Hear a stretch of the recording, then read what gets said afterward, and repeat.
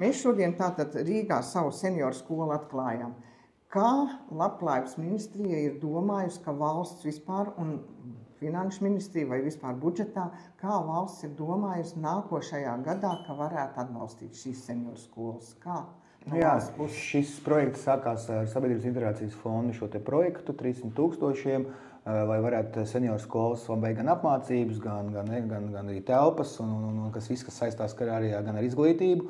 Un es redzēju, ka šis projekts strādā ļoti veiksmīgi un seniori ļoti aktīvi iesaistās. Un tad arī pateicoties aktīviem senioriem kā Litu un Jelgavā un arī citi reģioni, kā Kuldīgā un pa visu Latviju, tad tiešām radās tas, man liekas, tavs piedāvājums par to, ka nepieciešams memorands, kur iesaistīts bija sadarbības memorands, bija ministrijas, kuras negribēja līdz galam parakstīt. Es ļoti atbalstu senioru skolas, jo parasti senioru skolas dalībnieki ir priecīgāki, laimīgāki, izglītotāki, ir lielākiem kontaktiem un dzīve ilgi pagarinās viennozīmīgi, un otrā jaunība. Līdz ar to es liku saviem darbiniekiem meklēt iekšienē kaut kādas pārdevus uz struktūru fondiem. Un pateicos tiešām arī Imantam Lipskim, kurš aktīvi šajā visā ir iesaisties. Mēs atradām iespēju no fondiem, kas nepildās, pārdalīt tieši Labklājības ministrijas struktūra fondus uz senioru skolām. Ir jau bijuši ļoti daudz un dažādas diskusijas par nolikumu un visādām citām lietām, kas saistīts ar šo te. Un iepirkums varētu būt tikai, pirmā varēs pieteikties nevalstiskās organizācijas, iepirkums varētu būt nākamā gada 1. ceturksnī un finansējums ir 1,2 miljonus 2 gadiem. Tā kā tas ir nolēmts, ka būs. Jā. Tas mūs tikai var priecēt, jo pierreiz es gribu teikt, ka mēs jau esam senioru kopienu apvienība, ja, kā tu zini.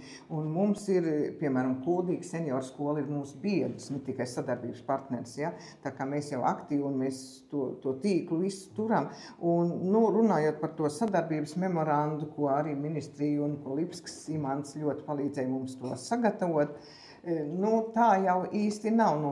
To parakstu uzlikuši vēl nav tikai kultūras ministrija, kur es katru reizi pie tikšanās viņiem saku, ka jūs taču atbildat par pilsonisko sabiedrību, un tad viņi sāk domāt, jā, seniori arī ir pilsoņi, arī ir sabiedrība un aktīvi vajadzētu būt. Un viņi parakstīs tagad kaut kā. Vienīgais, kas pašreiz nav parakstījis, tas ir izglītības ministrija, bet tur nevarētu teikt, ka tur ir pretruns. Mums bija tikko sadarbības memoranda tā darba grupa, ko Lipskis Imants vadīja Labklājības ministrijā. Un tur piedalījās no izglītības ministrijas pārstāv, un izglītības ministrijā ir daudz programmas, kur seniori var pieteikties mācīties. Ja? Tā kā viņi nav uzlikuši to parakstāt, bet sadarbības memorands ļoti aktīvi darbojas. Tur ļoti, protams, varbūt arī atceries, bija tas, ka veselības ministrs ļoti aktīvi uzreiz tūlīt iesaistījās un šo sadarbības memorandu ir parakstījis. Un faktiski mums iznāk, ka katru rudeni, katru oktobri mēs tā kā runājām ar veselības ministru. Tur vienmēr par dažādām, par veselību, par zālēm, bet tas ir senioru skolā. Kā mūsu senioru skola varbūt var tā drusku varbūt labāk, izmantojot to, ka mēs esam Rīgā, iztikt bez to lielu apmaksu tur lektoriem un tādiem, ja, tāpēc, ka mēs izmantojam valsts vai pašvaldības iestāžu darbinieku zināšanas. Tas ir. Bet vispārējais, ko mēs aicinām, tas mums tiešām prasa naudu. Protams, socializēšanās vienmēr arī maksā kafijas pauzes un satikšanās, jo tas galvenais jau nav varbūt tikai tas, ko viņi visu to uzzina. Es nezinu, vai nākošajā reizē, kad es stāstīšu par U3A projektu, vai visiem tas tik ļoti uzreiz būs skaidrs, kaut gan es 3 gadus to daru jau, ja? Bet tā kopā nākšana, satikšanās katru trešdienu, Ines arī to noteikti var piekrist, ja? Tas ir ļoti, ļoti svarīgi tādiem cilvēkiem. Ja? Un tur nav tā, mēs jau arī esam iesnieguši senioru likumu, kā mēs to virzam tur.